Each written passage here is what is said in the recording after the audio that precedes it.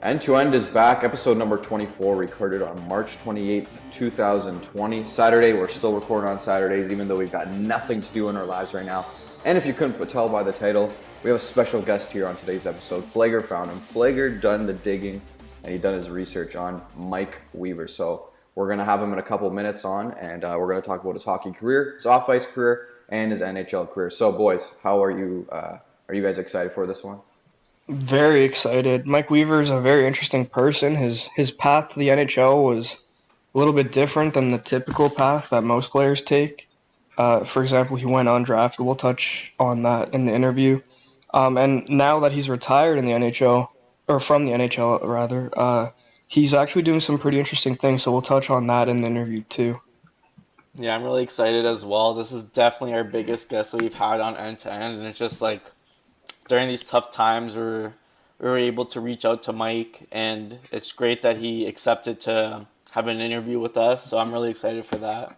Oh, I know Joe's really excited for this one because former Hab here we got on. Let's go. Don't get too excited, Joe, all right? Don't get too excited. I'll be professional. But I'll be professional. Okay, yeah, but we got a big guest here for today. He's played on 6 NHL teams.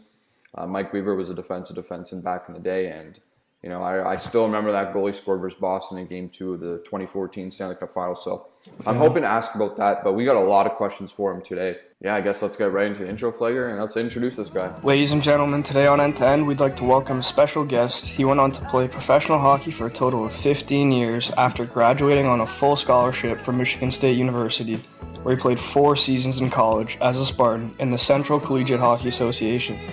He is one of 3 players to have received the CCHA's Best Defensive Defenseman award 2 times in consecutive seasons, in 1998-99 season and the 99-2000 season.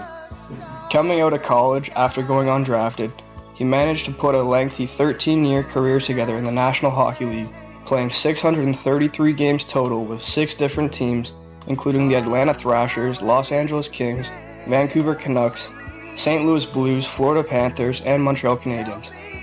Outside of professional hockey, he founded a hockey school named Defense First with his college teammate John Insana, where he teaches young hockey players the defensive aspect of hockey.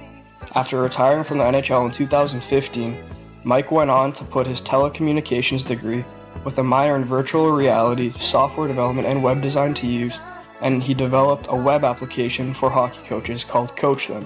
We'd like to welcome NHL alumni and former hockey puck eater, Mr. Mike Weaver. Awesome, guys. Thanks for having me. Yeah, was that good enough? Was that intro good enough for you? Oh, I hope that lived up. The only thing better would be a Dream Weaver sound background. we could do that for you. We could edit that in for you for sure. Yeah, we could do that. Yeah, so thank you very much for coming on. And yeah, so we have a bunch of different things to talk about with you right now. So let's get her going. Tell us all the way back where you started in your pro career, kind of all started. You get drafted to Guelph in the 7th round of the 1995 OHL draft, but decided to continue playing Junior A instead of going to the OHL to maintain eligibility to receive a college scholarship. Did you ever have an intention to go the other way and play in the OHL? And how difficult was that decision for you in that time? Well, back then it was basically the path to the NHL was the OHL. And there was a few players went scholarship route, but for the most part, it was a tougher route. I basically, the odds of me making it to the NHL were pretty slim. Me, especially back then, with me being a 5'9" defensive defenseman. And so it made more sense. I was more focused on education and using hockey, because a lot of times hockey uses the player. But I was going to use hockey to get a full scholarship and really focus on my education. And even then, I knew that I would be older and stronger and smarter as a player coming out of university. So the best is when I went to school, I met some amazing, it was the best 4 years of my life, phenomenal. Michigan State was a great place to go. I ended up choosing that. It was that between that and Miami of Ohio. I ended up going on 2 visits, which I suggest that anybody that's able to go on to an official visit with the university it's amazing.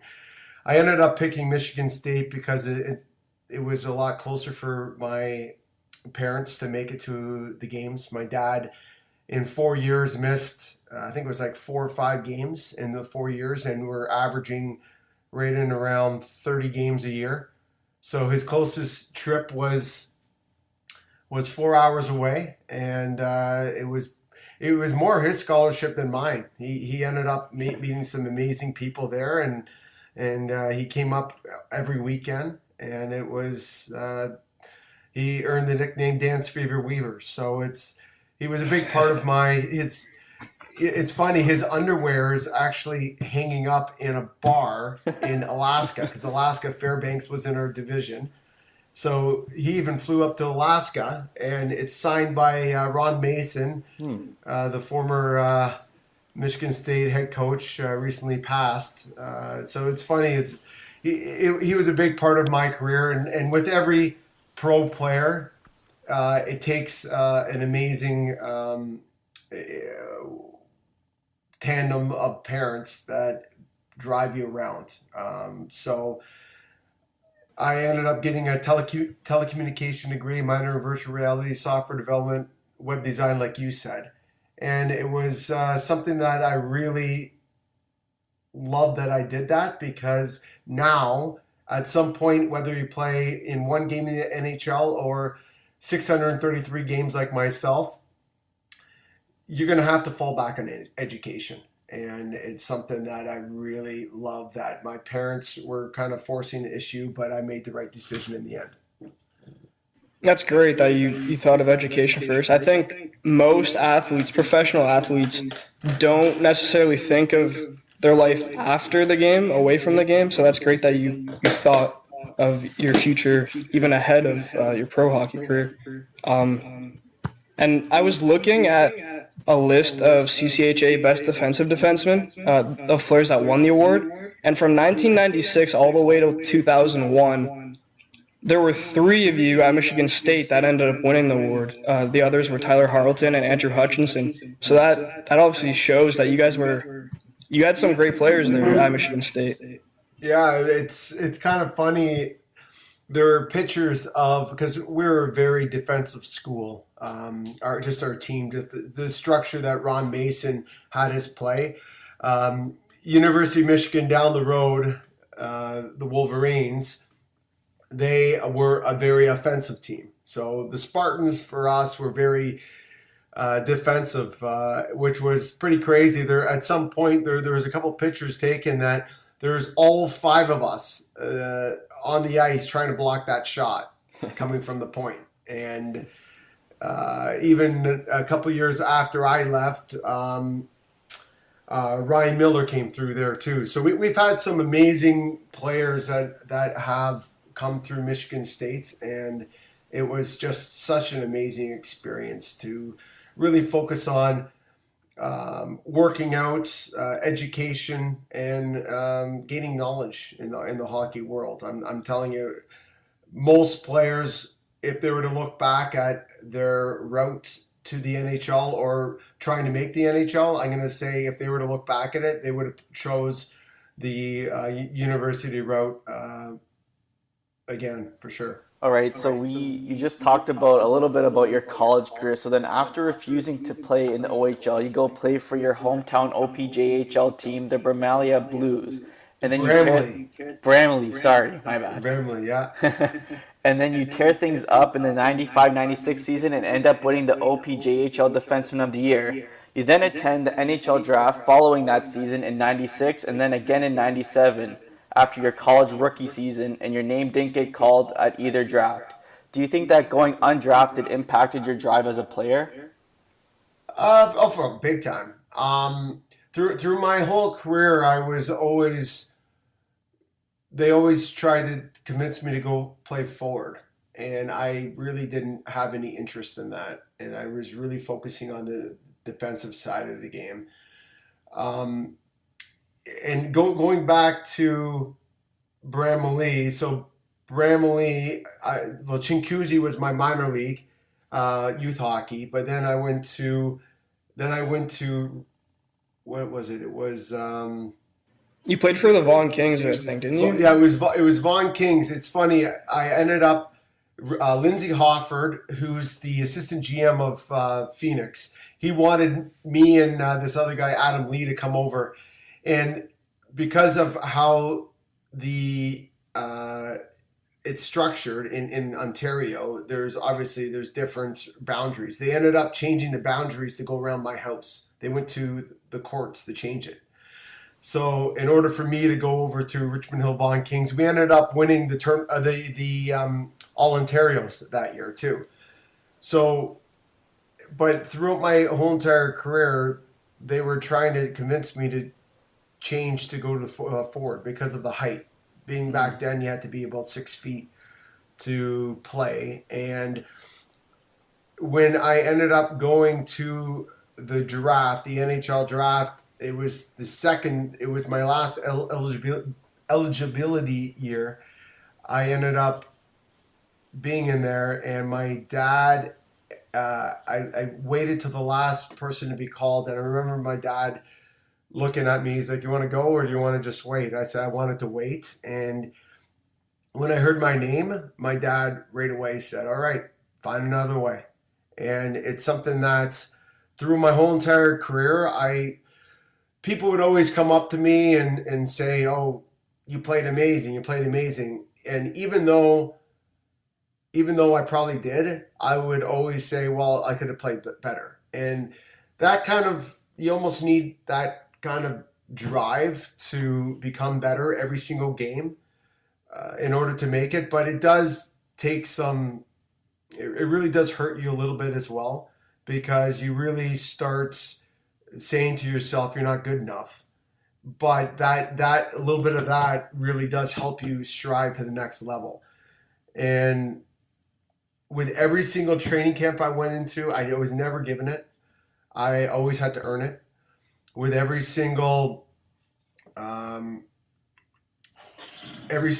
game, I had to earn it. I remember I was signed with Atlanta Thrashers as an unrestricted free agent, and it was with Don Waddell was the GM that year, and he just loved college players, and he was ahead of the curve as far as NHL teams going after university players.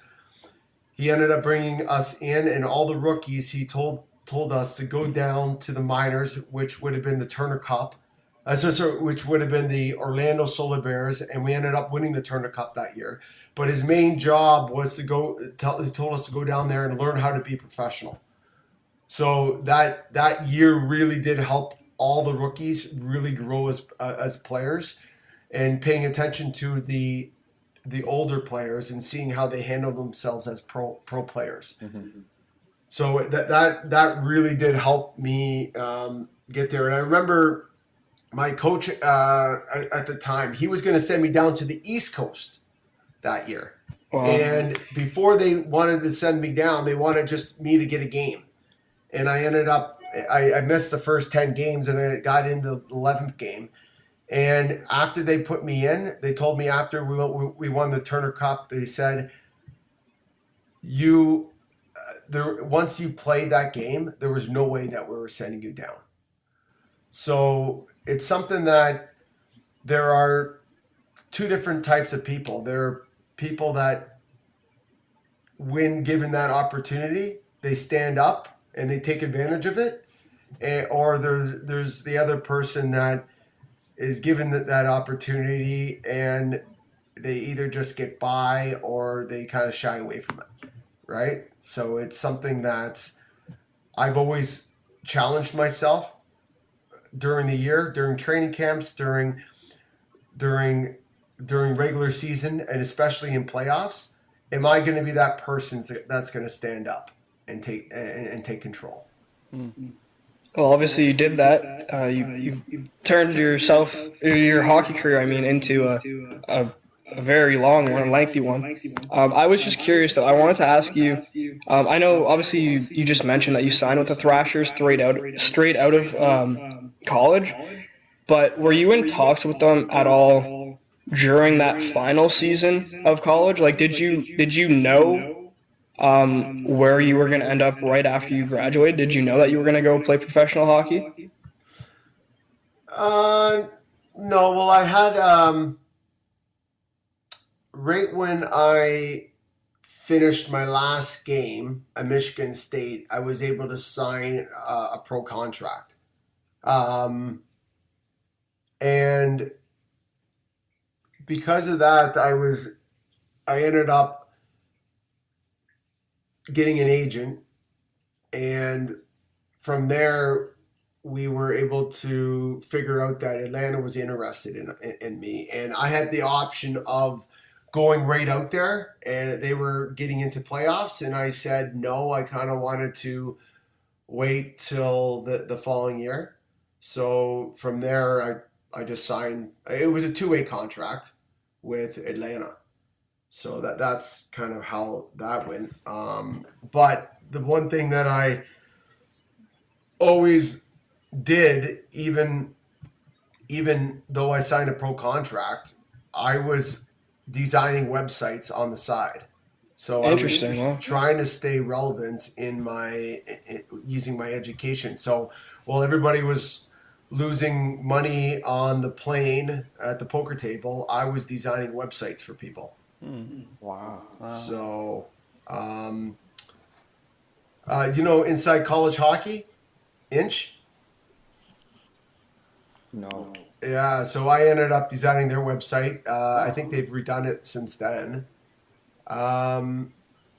There's a few websites that I did, but I was just kind of screwing around and having fun with it, but kind of staying relevant because that really helped me. I designed my hockey school websites up till probably about 7 years ago.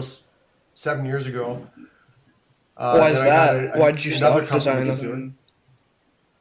So it's something that you always got to think of the future, and that's one of the things the NHL Players Association finds it difficult to prepare their players for post-career, because it's all about staying in the moment and instead of looking to the future. Because if you look to the future, you're not focusing on the moment right now. So. All right. So obviously you mentioned about your first training camp with Atlanta. That I believe that was in 2001. Mm-hmm. I know they drafted they drafted Kovalchuk that year in 01. Did you get a chance to ever interact with them during that training camp? Kovalchuk, no. Would have been the following year. I played. Would have been 16 games, or was it? I can't remember. It was either 16 or 40 games. It was one of. I think it might have been. Your first year was 16, games. I think, and then you played 40 the second year. Yeah. Well, I remember. So, when I had my rookie party, which is the party that you kind of get out of the way. So it's a rookie party, and basically you basically take the team out for dinner. So I remember showing Pasi Nurminen, who was a Finnish goalie. It was his and I rookie party. So we ended up going to Montreal at Le Chavats. That's a good city to do your rookie party in. Oh, yeah.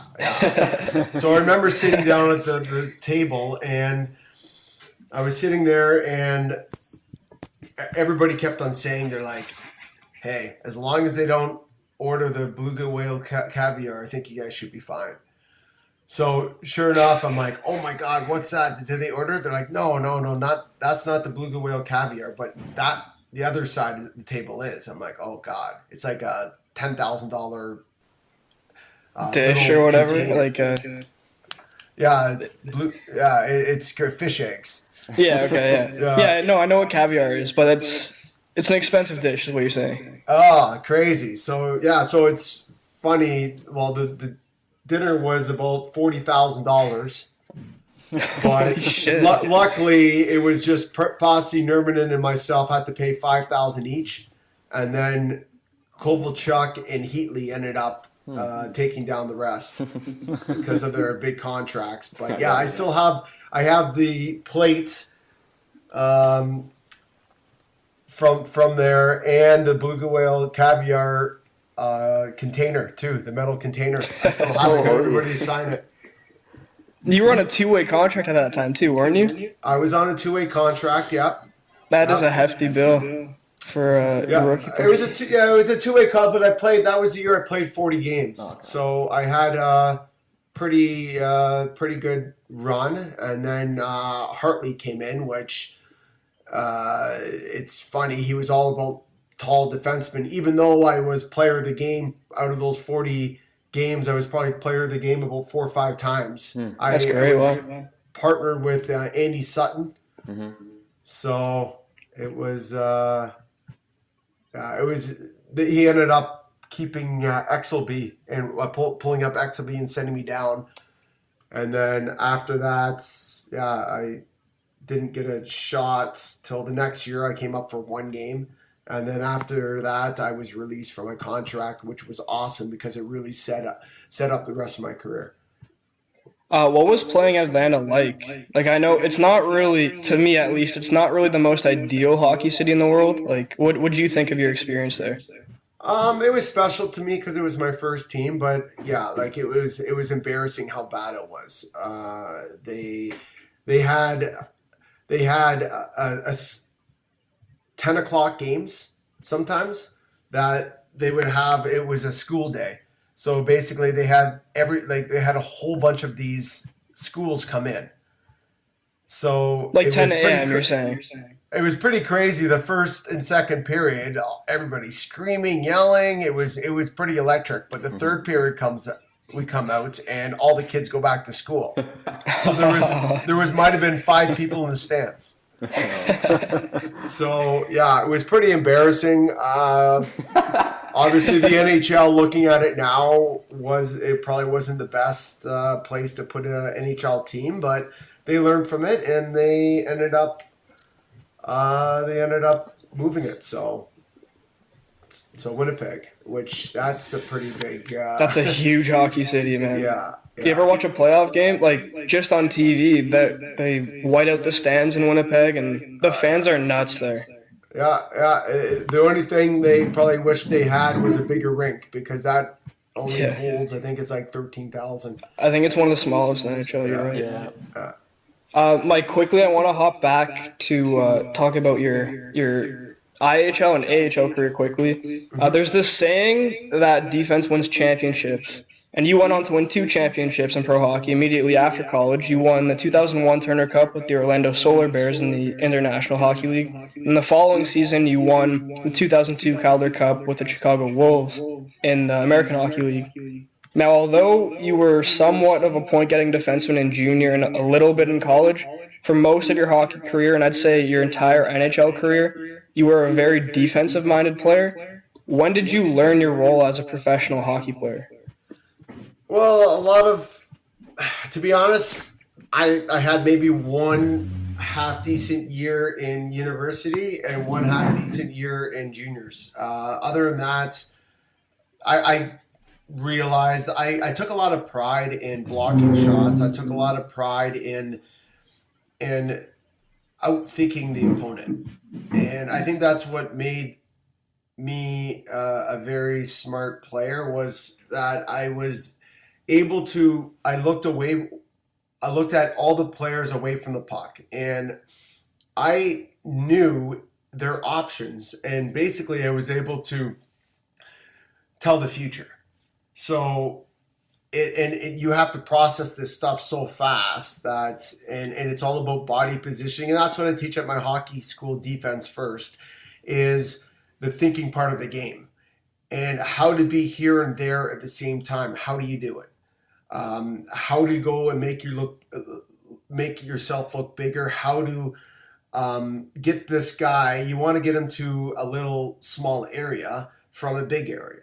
So it's all about different angles, how you approach, because that opposition player is trying to go opposite of you, and you have to come up with a game plan instead of just chasing the puck, like a dog chases a ball, right? It's that dog will go crazy and just race to that ball, but really, if you really, it's all about taking control back in the game. Instead of reading and reacting, it's all about initiating and dictating. So when I was in Florida, one of the biggest things with me, I would watch lots of video, like even through minors all the way up, and I would watch lots of videos. And the one thing, I was pulled in Florida because the players were annoyed that I was asking for video, because they're like, you're making them look bad. I'm like, well, I'm not making you look bad. I just want to go and improve, and finding out different solutions to issues that I was having. So going back to the IHL. So in the IHL, there was the last year of the Turner Cup. We ended up winning the championship. Then you get to, our team goes to Chicago. Same thing. We ended up winning the Calder Cup. So back-to-back years, I learned so much in those 2 years based on learning from the older guys, but also really looking at video. I was very, very good at picking out exactly what was going wrong. And it's almost like you're a problem solver your whole entire career. And I never really wanted to feel comfortable in anything that I was doing, because if you feel comfortable, then you're almost falling behind. We have a running joke on this podcast. I don't know if you ever listened to our podcast before, but I'm a huge plus minus guy. Like, if I see a player on the ice for more goals scored than goals against, obviously, like, I'm all for that. Like, I love the defensive side of the game, so to speak. Obviously, you had some pretty good years. Your first year in professional hockey with Orlando Solar Bears, you only had 8 points, but you were plus 20. That's pretty good, man, for your rookie season in professional hockey. I also want to ask you quickly. Yeah. The Solar Bears folded after you won the Turner Cup in 2001. Did a lot of players from the Thrashers farm system then move over to the Chicago Wolves? And do you think that had success with? Do you think that had like a factor in your success if you guys did all move over to the Wolves? Yeah, for sure. Like, we had our main core of the main core was all of Atlanta Thrashers prospects. So when we moved over to Chicago, yes, we had our core part of our team, and that was a big advantage to us winning that. Yeah, that was big. Chicago Wolves was a great franchise, and they treated their players like NHL players. So it was a really amazing experience to be with Chicago also, yes. Okay, and now kind of shifting things to your NHL career. So the path you took to the NHL was obviously long and clearly, as we mentioned. You played your first NHL game with the Atlanta Thrashers in the 2001-02 season. How was that first ever game in the NHL, and what was your welcome to the NHL moment, if you can point out one that you'll remember for the rest of your life? Well, it was Atlanta Thrashers versus Montreal in Montreal. Mm-hmm. I remember getting called up. My dad was all excited. He went and got tickets, raced down there, and I remember skating onto the ice. I can't remember who it was, but it was a guy behind me, and as we're walking out for the start of the game, he's just like, Mike, this is officially your first NHL game now. And I'm like, oh my God. It kind of got me all chills, especially going out in the Bell Center. And I ended up getting scored on the power play. and it was who was it? It was Gilmore. Ended up getting scored on by him, and I got kind of beat that when I got back to the bench. But it was pretty cool. Obviously, it's a guy that you watch growing up, and all of a sudden you're playing against him.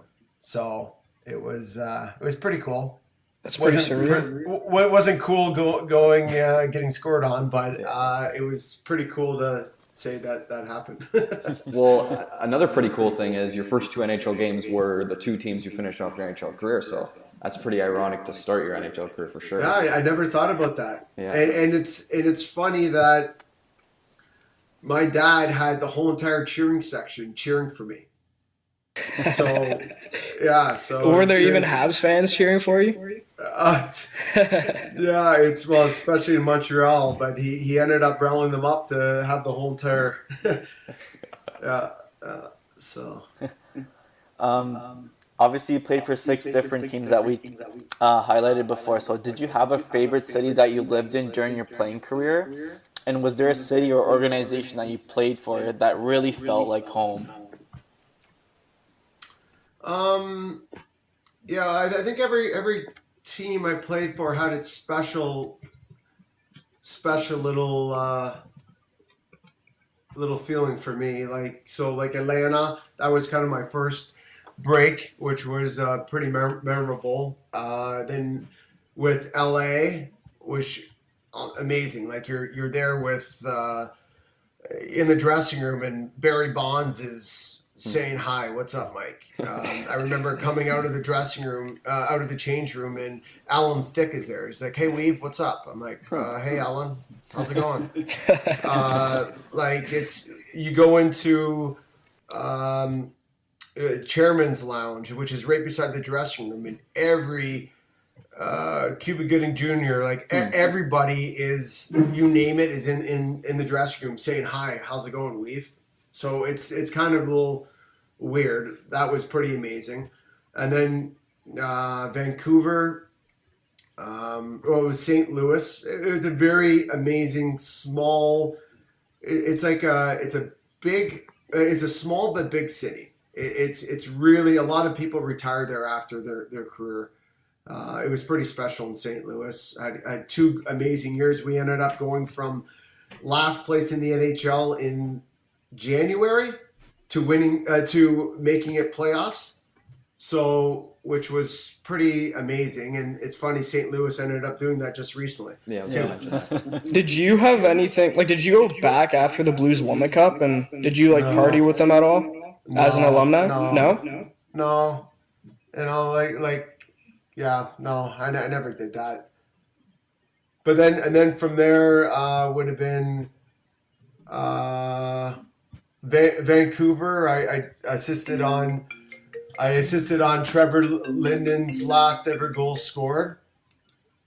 That's pretty cool. Which was pretty cool. Yeah, that's pretty awesome actually. Yeah, and then from there would have been Florida. Like, how could you not love Florida? Even though the fans there were good, but obviously it wasn't packed houses. But every single day after practice, I'm playing street hockey with my son in shorts. That's so nice. all through the wintertime. And then from there, Montreal, just probably the best, one of the best, I would say the best franchise in all of sports. It's phenomenal. And making that run the year that we ended up beating Boston in Game 7 to go to the semifinals, and we lost against the Rangers, but I think it was just that Game 7 was our Stanley Cup Game 7. So, yeah, I want to comment a bit on that. I'm a huge Montreal fan. So I remember, I don't know if you remember this distinctly, but I remember the goal you scored in Game 2 versus Boston. Was that one of your bigger goals of your career, you would say? Yeah, for sure. Yeah, exactly. Yeah, that was probably the biggest. My other one that I I loved too was when I ended up scoring I think it was with Florida against Brodeur. I ended up scoring from the point, and he got pulled. They were probably thinking Like right afterwards, you mean? Yeah, they're probably thinking if Mike Weaver could score on you, you're getting pulled. But yeah, I always like to joke that I remember every one of my goal because I didn't have a lot of goals scored. You had 8, I think, or no? Yeah, something like that. Yeah, it's I think a lot of guys when they go to training camp, they try and do too much, and there's a reason why they were chosen to come to that training camp, and I think what helped me is I found out at an early age. I learned at an early age what exactly I was good at, and staying true to that, I think really did help me out, and for me not doing too much. I wanted to ask you something quickly about your time with the Habs. What was it like playing for Michel Therrien? What was the relationship with him? I've heard many mixed things about him. Therrien? Yeah. Yeah, well, it's funny. I'll tell you guys a pretty funny story. When I would have been LA. No, it would have been Vancouver and Pittsburgh. So I ended up having a choice between Vancouver and Pittsburgh, and my wife was pregnant at the time, and we ended up saying, okay, let's go. It's either a 4-hour flight or a 4-hour drive. So I ended up saying Pittsburgh. We'll go to Pittsburgh. We ended up going there.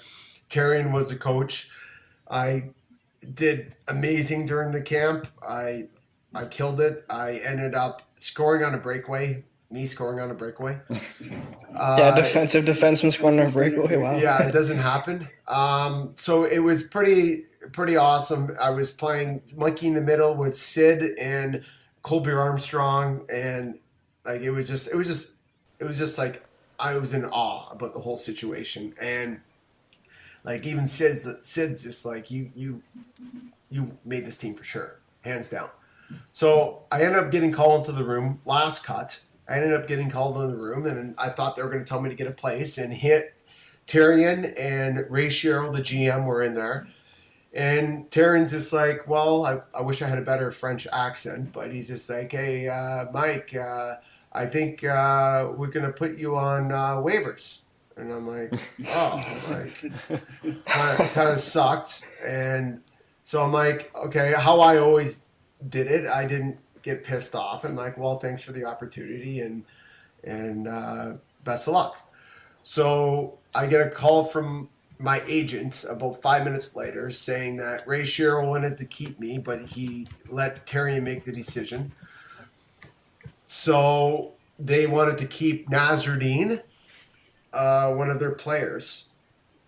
So I ended up saying, okay, fine. So I guess Vancouver picked me up on waivers. So I drove back 4 hours. 3 hours later, I was on a flight to Vancouver. And I ended up playing that year. That was the last year of Trevor Linden. I assisted on that goal. And fast forward, I'm in Montreal. Yeah. Oh, sorry, no.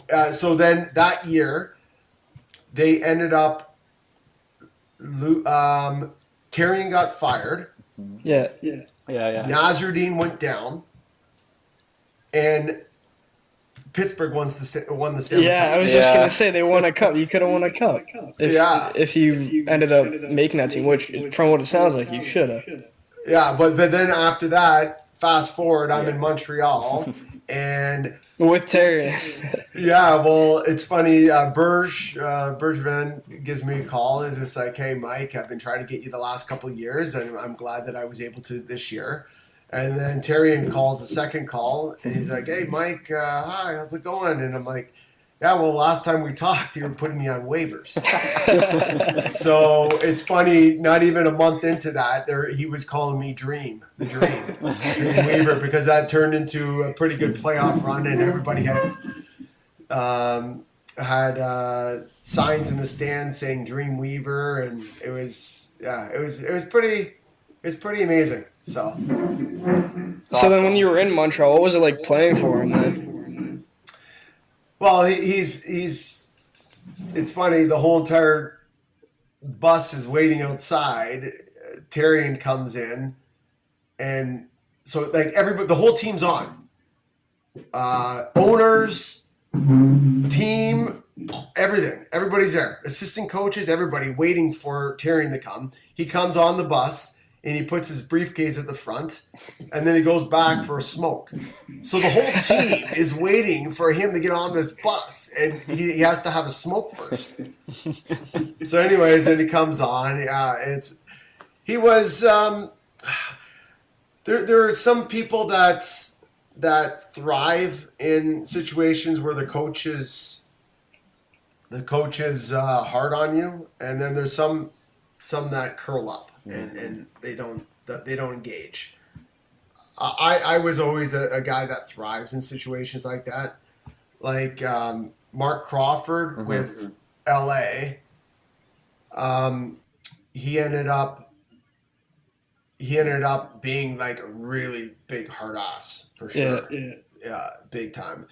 And after he ended up telling my dad, he saw my dad somewhere, and he ended up saying, he's just like, hey, he's like, some people fall through the cracks here and there, and Mike was one of them, as far as on his radar. So he was basically saying what I did for the team was pretty remarkable, and he should have recognized that sooner. So yeah, so there's a couple coaches out there that were pretty hardcore, but I think nowadays one of the big discussions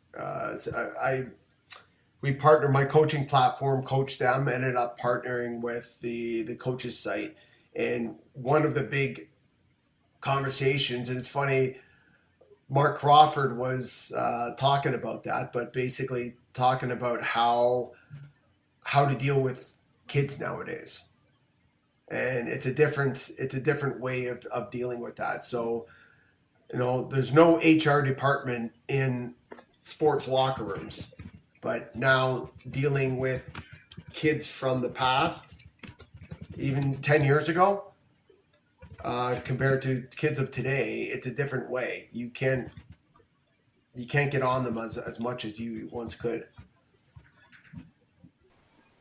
Yeah, you're definitely right, especially with all like that recent controversy that happened near the end of the year last year with those coaches getting fired, and just now it's a more serious topic, and I guess coaches have to approach their coaching style a lot differently than they did even just 3, 4, 5 years ago. Yeah, and my comment on that is, although there's no HR department in the dressing room, you got, especially when you get into the NHL, a lot of coaches, you as a coach, you have to earn the players' respect, because at some point you'll lose it if you maintain being a hard ass. And I hate how, because it started in the movie industry, that whole fallout of them going back like 10, 15 years ago. And like, how far do you really go back? I know it's kind of stopped all that, but how far do you really go back? Because a lot of people have changed along the way. Like, I know Mark Crawford was getting reprimanded for something that he did a while ago, but it's funny, a lot of his topics and everything, now he's talking about how to not do that. So it's how far do you go back into somebody's past that, people, I look at it, people change and people evolve and people learn from their mistakes, and I really don't like how that happened, but it happened, and you got to move on for that. But people learn and people make mistakes, and you just got to move on with that and learn from it. Yeah, the NHL was hardcore back in the day. I wanted to talk about how, I mean, you were in the league for since 2001, you were there until 2015. So you were in the NHL as, I would say, like, the gritty era, quote unquote, kind of ended during your playing career, if that makes sense. Like, the NHL used to be very physical, and players were like, they would play a lot harder back in the day than they are now. Like, players coming into the league nowadays, they're very skilled, and it's the game's kind of evolved into more of a skillful game. And towards the end of your career, I'd say in 2010, 2011, that's when the game kind of shifted a little bit as a fan. Like, that's kind of my perspective of how the game sort of evolved. Did you find that you ever had to change your playing style? Not really. Like, it made it a little bit easier for me. Like, I was never a clutch or grabber, to be honest. So I think it was more of the very tall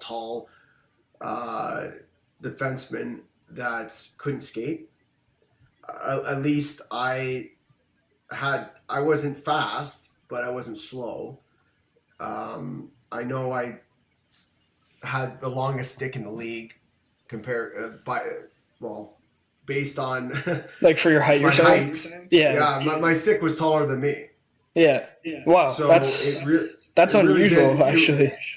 Well, it really did help out for sure. It made up for me being a little shorter, but I don't think my game really did change a whole lot. I just knew that I was the goalie's best friend back there, so I know goalies could really count on me to be there for him, and I was very good about getting that first pass out of the zone, and being consistent like that. A lot of people have confidence in you.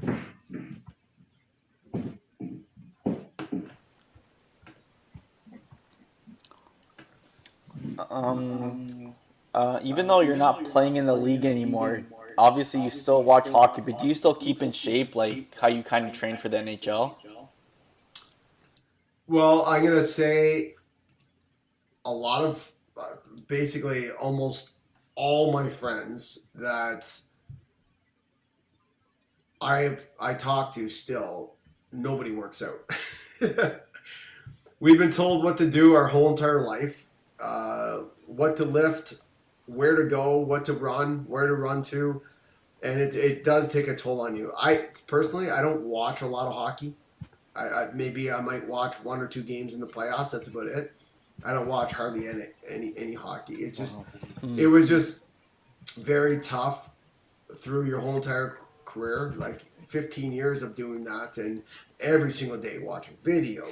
So it was very tough. At some point I'm going to get back to working out and maintaining myself, and for the most part I'm pretty. If somebody was to see me, they would say that I would be in playing shape, even though I don't do a whole lot. I think it's part of my genes. And I'm very active. And I'm very active too. So I'm not just sitting around. So, but yeah, it's something that I loved what I did. I love what I've accomplished. I was inducted into the Brampton Sports Hall of Fame recently, and it was very, throughout my whole career, as I mentioned before, I really said, even though people said I played an amazing game, I would always say I could have played better. When I was sitting on stage and they were playing a video about me before I was inducted, it was something I ended up having a couple tears, and I don't cry ever. So it was kind of a little thing that basically said I was good enough, and it was a really good feeling for that to happen.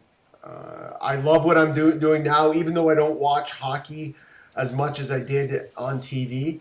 It's funny, I'm giving back to the hockey community with my hockey school, Defense First. I have people coming from all over the world now, And some of them come for 2 weeks at a time, and I teach a very unique thing that nobody teaches in hockey, the thinking part of the game. So it's defensefirst.com, defensefirst.com.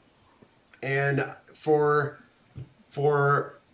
the hockey coaches, I created a platform using my background of telecommunication, minor in virtual reality, software development, and web design. So my background in computer, I ended up creating a platform called CoachThem,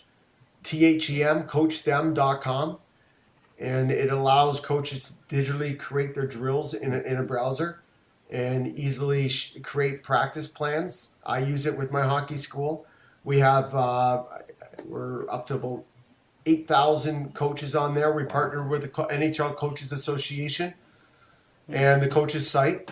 We have an amazing following right now, and it's something that we are. I'm so happy that I was able to give back to the players and to coaches as well. Yeah, that's awesome to hear that you're giving back to the hockey community. That's always nice to hear, especially from a former alumni. There's a lot of coaches too that I've heard of that have been using your app.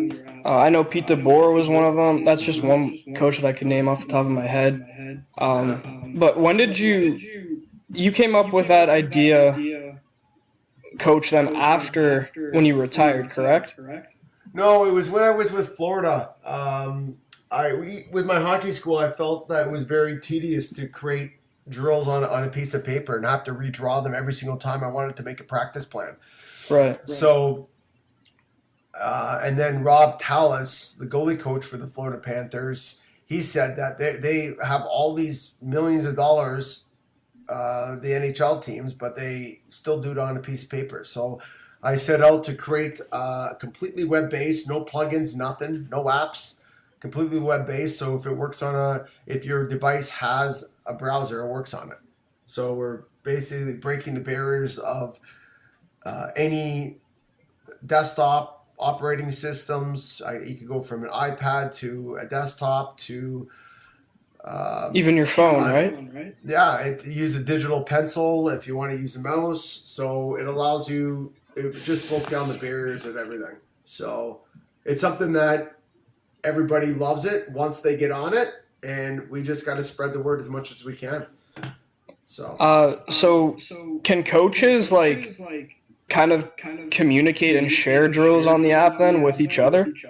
Yeah, and that's the whole idea. I want to eliminate paper. I want to eliminate everything. So with my coaches this year, I was creating a practice plan. I would digitally share it. They would receive an email or notification to their phone, and they were able to bring up the practice plan right on their device.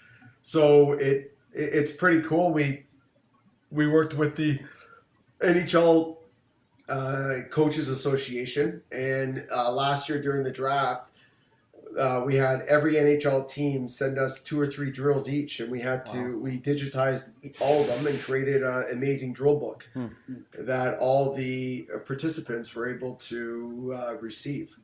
So that's great. We have like over 250 drills, always adding on a weekly basis. Drills for coaches if they're inexperienced, they can have that. We have over 40 associations, all the top associations in Ontario. And a lot we have 40 associations, so it's pretty amazing. It's fun. You just mentioned earlier that you have your hockey school Defense First. You created that hockey school with John and Santa, correct? Yep. He ended up staying in Michigan. I moved back to Toronto, and he was too busy with his job, so it's just me doing it now. Oh, it's just you now? When did you start that? You started that during your playing career as well, right? Yeah, I to be honest, I wanted to create. I knew that my hockey career would only go for so long, and I looked at all the hockey schools out there, and I thought there was a need for something that was unique. So creating that allowed me to evolved my playing career also. Looking at players on the ice and seeing what the mistakes they're doing really helped me come up with solutions for even when I played. So I would use going through my hockey school in July usually. I was able to really get back into the mindset of playing in the NHL. So yeah, it helped me with my career, and I was able to transfer some of that knowledge into the hands of my students. Yeah, this is why we had you on, because you didn't just play professional hockey. You actually ended up doing something for the hockey community outside of the NHL afterwards. So this is exactly why we had you on. I want to jump back into your playing career for a second. You played with many players. You played with guys like Jeremy Roenick, Sean Avery, the Sedin twins, Roberto Luongo, Scotty Upshaw, PK Subban, just to name a few. Who do you think was the most humorous player you ever played with? I would say Tom Kostopoulos. Really? Him okay. and I. Why is that? Him and I got along pretty good. He was always a prankster, just like I was. So, and we used to room together. So he was pretty funny guy.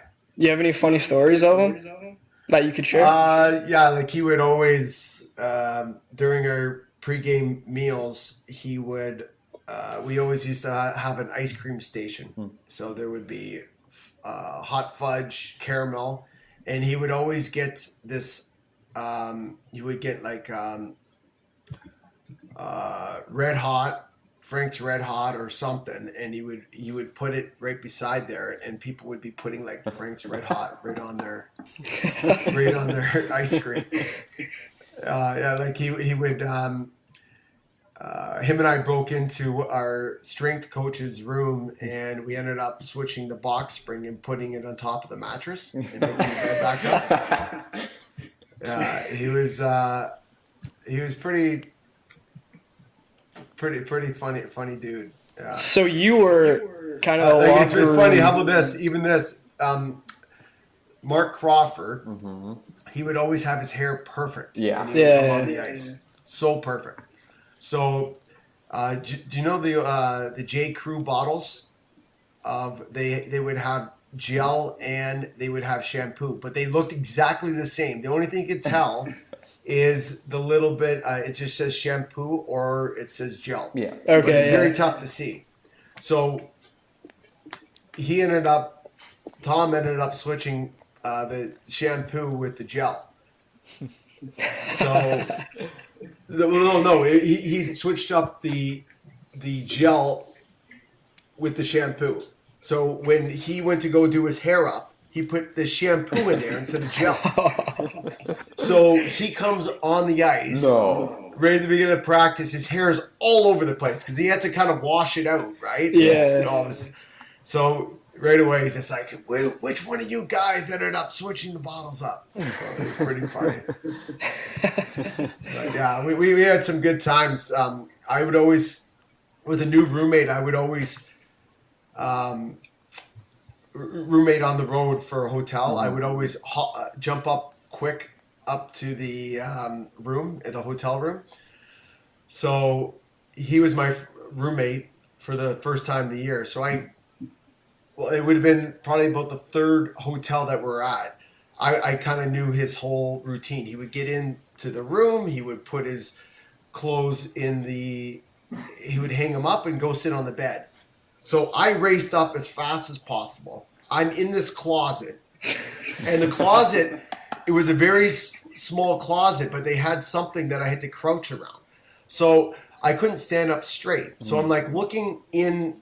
It had kind of little things that I'm able to look out, but he couldn't see me. Yeah. So anyway, sure enough, he comes in and he goes and sits on the bed. And I'm like, oh God, really? I'm like, just come so I could jump out and scare you. Yeah. So anyways, he ended up watching a whole entire half-hour show. Like my back was so sore. I'm like, my legs are shaking. I felt I felt like I was doing a wall sit. Anyways, he finally comes after the show, and I jump out and scare him. But yeah, he was pretty scared because I was in there for a half hour. Yeah, that's a long time. Yeah, Sitting in it a was closet. pretty Holy. funny. Yeah, but yeah, you create some amazing relationships with the guys that you play with. One of my favorites was Carey Price, though. Okay, let's hear it. Oh yeah. He was one of my favorites. Him and I had a good relationship. Was Carey Price like one of those players that when you or the team would go out with him, you kind of knew you were going to be in for a good time, like a fun time? Yeah. He wasn't really crazy outspoken, but he was just a good dude, really good dude. Right. Yeah. It's funny for would have been for the Montreal Canadiens.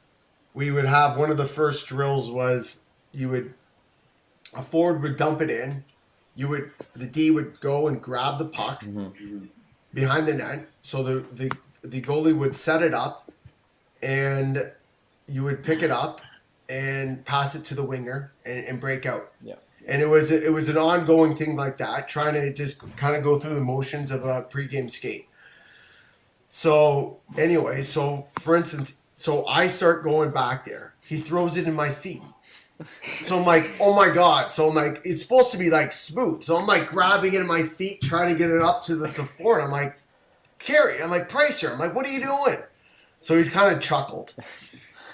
Go back, second time. Throws it in my feet again. So I'm like trying to get it. So by that time, the coaches are taking notice. I mean, and he's just like, and they're like talking amongst themselves. They're like, well, I'm assuming saying like Mike's not having a good pregame skate. I think we should take him out of the lineup. So, anyways, they started coming up to me. They're like, Mike, what's wrong? I'm like, Carey's throwing it in my feet. So, anyways, it turned into be a funny thing that the coaches would all start laughing at it. It's pretty good. Yeah, but it's these little things, innocent things. Like it was something that it was just a fun. You want to enjoy the guys on the road, and you want to enjoy the experience. And I met some amazing people. So I just want to go to an off-ice question for a second here. I know last year around this time you attended Comic-Con here in Toronto, and on Twitter you posted 2 pictures with Stormtroopers and Jabba the Hutt. So I got to assume you're a big Star Wars guy, correct? I was just doing that with my kids, but I do love Star Wars. Yeah. I'm not. How about this? I would dress up for sure. I'm totally into Halloween. That's one of my favorite holidays. Yeah. But I'm not a big comic guy, but I do like comics. Yeah. Well, I saw you attend last year, and I got kind of jealous because I want to do that with myself, but I can't really. Yeah, no. I know my kids absolutely loved it. I love the experience. I love getting out. We live in an amazing city, and it's something that we gotta get out and experience. It's a little tough right now with everything that's going on. But yeah. It's almost like it's kind of the world's telling us that we're getting a little too crazy, and you should look at around you. It's a lot of time we don't look around. We're so caught up in the moment of making money and doing work. It's a little pause in time that we're able to reflect on what we have accomplished and what we're doing wrong in this world as far as polluting the world. China's skies have never been bluer. Yeah. And I know Venice's rivers have never been clear. Yeah. So it's something that I think everybody should look around and to be honest, what you're spending your money on. Yeah, and how you're spending your time There's at so home many things that even though it does, like, the death toll is just it's not obviously great. People are still not staying inside, which is, I think, it's just disrespectful. Yep. Mm-hmm. I really think that we're here, and the one thing is that this virus doesn't look, whether you're white, black, whatever whatever your background is, where you're from. It doesn't look at your color. It doesn't. Right. Obviously, it affects the older population a little bit more than the younger population, but it's something that we just got to look at the world like we live in an amazing place, and why it's almost like the world's getting a little upset with us. Yeah. Do you have any additional hobbies away from hockey and obviously like your CoachThem and Defense First programs? I'm a pretty good handyman, to be honest. Yeah, I've been doing a lot of with my girlfriend's spa in Oakville. It's I've been basically doing a lot of projects in there and helping build stuff and build cabinets and take these cabinets apart and resize them. I used to do that when I was in high school. I took a class, a woodworking class, and it's amazing. I'm able to utilize all those things I did back in high school. So it's fun. I'm really enjoying that. I love technology, so I'm always into fixing stuff and creating networks, and so it's I just love, and I'm really trying to focus on my personal life of just enjoying life and enjoying the moments and enjoying my family. So it's something that at the end of the day, your family's always going to be there for you. Right. Yeah. And Ron Mason, my coach at Michigan State, he would say, he came into my living room when he was recruiting me to come to Michigan State. He's just like, you got to look at your life right now as a triangle, and with each side, you got to keep them the same length.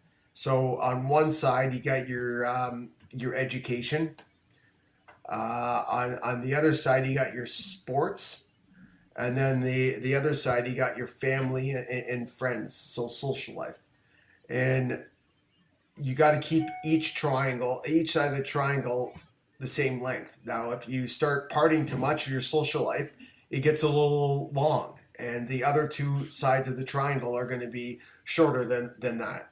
And it's all about balance in life. And I've been struggling with that all my career. With hockey, you really had to give everything that you did for the sport, but I constantly going and evaluating my life and creating balance. And I think with what's going on with this world, I think almost the world is saying, look at what really matters and balance your life out. Yeah, and take the time to reflect. That's one thing that I've realized over this short little break here, that family and friends always comes first, but it's very important to keep a balanced social life and education, balance everything in your life, so that's for sure. You mentioned that you were a handyman before. That's a very important skill to have. I know both of my grandfathers were carpenters. One of them's passed now. But I still have a lot of handy people in my family. That's a very good skill to have. That's great that you could help out your girlfriend's spa and save her some money as well. That's perfect. Yeah, for sure. You got to know how to do a little bit of plumbing, a little bit of assembling. There's sometime it might not be just IKEA furniture. Sometimes you might have to go and build something. So it's I'm not afraid to make mistakes, and I think that's one thing about what I did is a lot of people look at NHL players as they never make mistakes, but they got to understand that they've made millions and millions of mistakes. Yeah, they're people too.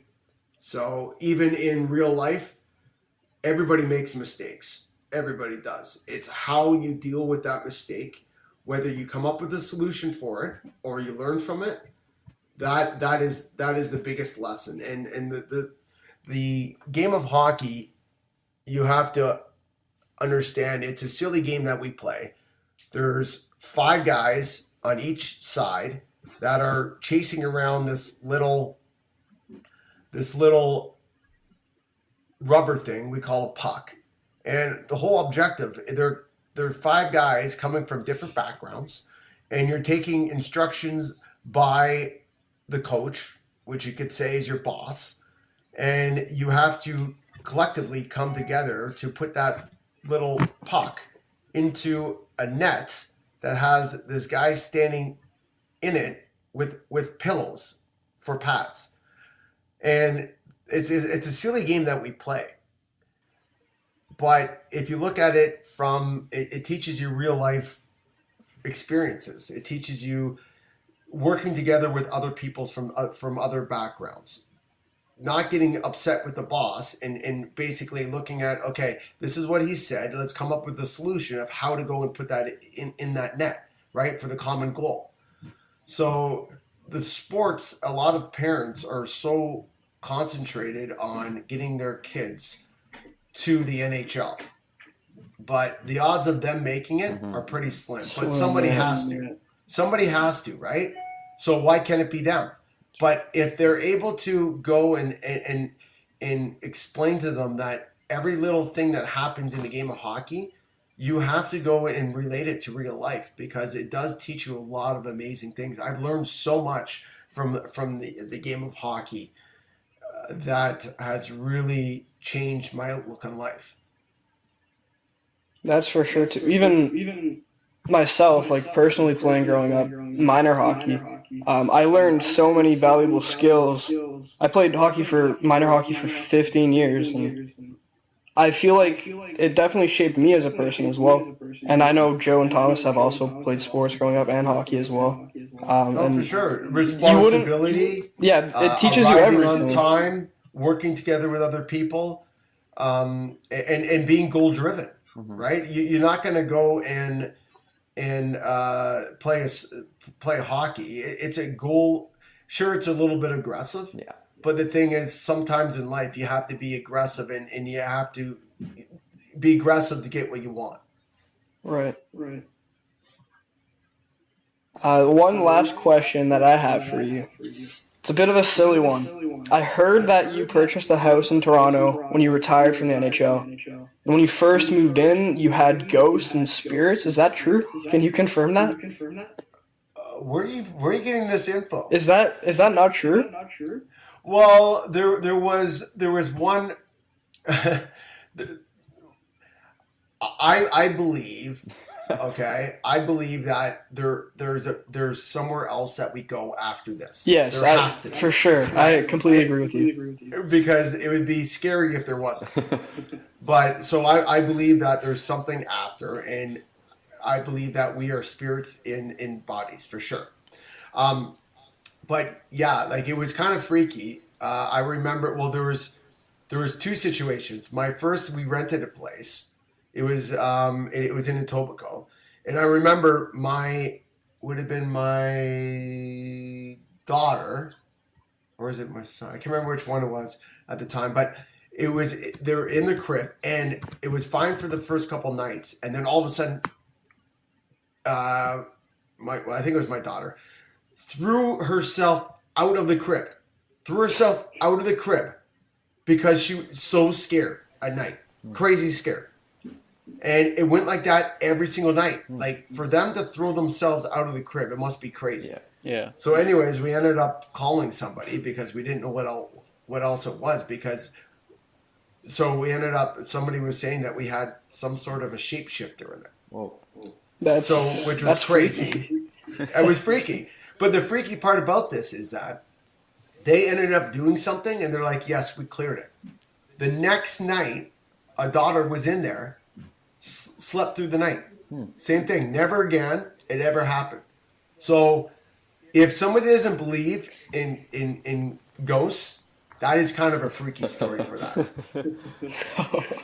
That's freaky. That's crazy. And it's obviously a baby that and a lot of, they say youth kids are more open to the spirits and everything because they haven't been told that they don't exist, right? It's kind of like the world goes and you're kind of more open. I've also heard dogs are very prone to it as well. Like, I know there's been times where I've been at like a friend's house and the dog's just barking at nothing in the house or in the room. I mean, that's crazy though. So what'd you end up doing to? Did you like get rid of them? Did you just move houses, or what'd you end up doing? Well, we ended up just calling somebody, and they ended up clearing the room. They didn't even have to. I don't think did. They come to the house? I can't remember if they came to the house or not. But yeah, interesting. It's crazy. Yeah. Pretty freaky story there. Yeah. Where'd you hear that? Wait, why are you upset I that don't even know if I even posted. I might have. I don't know. Oh no, I saw. I did my digging. I did my research on you. Yeah, you did a great job. You guys did a great summary of what my accomplishments and what I did. So it was pretty good. Yeah, thank you for doing this. We really appreciate it. Yeah. Yeah. I really enjoyed it. Yeah, thanks, Mike. We really appreciate it. We love the stories that you told and your insight, and of course how you started like Defense First and CoachThem, like how you kind of did on the side, and then your web design. Like you kind of, it's cool that you had like an understanding that given like your height and your capabilities, you kind of realized that, hey, this is not going to be my career forever. I got to have my education. So I think it's a really good message for those that are thinking about doing like the college route. So it's really thank you for doing that. No problem, guys. Anything you need, you let me know. Yeah, it seems like you're a Swiss Army knife. Like you do handy stuff, you do ghost patrol, you play in the NHL, you do the coaching, and so yeah, we really thank you for coming on, and yeah, maybe we can have you on in the future another time. So we thank you a lot, Mr. Mike Weaver. Oh, for sure. I'll give you Tom Christopoulos' number. You could call him up too. Sure, thank you. That'd be great, honestly. Yeah. All right. I think that's all we got though for today. Yeah. Awesome. Well, thank you for having me, guys. No problem. It was a pleasure. Anytime. Great. Thanks, Mike. Thank you. All right, big thanks to Mike Weaver for coming on the N10 Puck Talk podcast. Obviously, one of our biggest guests ever on N10. So we thank him a lot for taking his time out of his day. I'm sure he was doing nothing, but we thank him for that as well. So anything you have to say about what he said during the interview, guys? Well, it was a great interview. I think it was by far our biggest guest, like you said, and probably our most entertaining interview with a guest that we've had. So thank you, Mike, for that, for taking the time. I know it's kind of tough times right now, so we're pumping out some special content for the fans. Yeah, it was such a great interview with Mike, and it was very enjoyable to listen to him talk. He speaks very well, and it was just great that he took time out of his day to dedicate time to our podcast. Yeah, that's very thankful for him. And there's no knock against the other guests we've had. Matthew's been great, Steven's been great, and all the people who sent in clips for the trade deadline have been great as well. But just a former NHL player, when you see that in your catalog, it's pretty incredible. So we thank Mike for coming on. He told some funny stories. He told them about his career. So Flagger did a lot of digging for all these questions. And so thanks, Flagger, for doing that. Thanks for reaching out to him. No problem. And hopefully we can get good old Thomas Chabot to come on here soon. Yeah, that'd be nice. Has he even read it? No. I actually don't know. I haven't looked. Okay, well, sneak peek on that. If we get him, don't be surprised, all right, boys? Yeah. Yeah, but anything going on outside of this interview? Anything articles-wise? Anything? I don't know. What are you guys doing on your free time? Like, I ended up writing an article this week about what I think the NHL should do for like a playoff. So basically what I suggest in the article is they should host like this round robin tournament in each division to see who will qualify for the playoffs, and then run the playoffs as usual, moving like after that tournament. But I suggested shortening the 7-game series to either like best of 3 or best of 5. Probably best of 3 would be the best to make it go the quickest and to end the season the quickest. So anyways, I wrote like a lot more detail in my article, so go check that out on the website. I don't even think it's up as of right now as we're speaking, But by the time people actually hear this podcast, it'll be up for sure. Yeah, me and Thomas collaborated on a 2013 redraft article. We just released picks 30 to 16, and then next week or this upcoming week, we're going to do picks 15 to 1. Mm-hmm. So stay tuned for that. Yeah, the top 5 shouldn't be any different from what it was in 2013 because all those guys are pretty damn good. But some changes in between there. There's been a lot of changes from 30 to 16. So yeah, if you haven't read that, read that right now. It's out on thebreakdownsports.com. So anything else to add, boys, before we end the episode? I know it's been a long one, but a great interview for Mike Weaver. Stay safe and wash your hands. Yeah. I was joking on Twitter earlier this week. I saw that the KHL canceled all game operations, and I was joking, saying that shit's getting serious when the KHL cancels their season. Yeah, literally, because they're a hardcore league. Yeah, and they were the ones who kept going when everyone else canceled around the globe in all sports. So that was pretty jokes when you find that out. Yeah, that's pretty jokes. All right, that's it. We did the big interview with Mike Weaver, so thank you for that once again. N10 will be back next Saturday. Join us. Woo!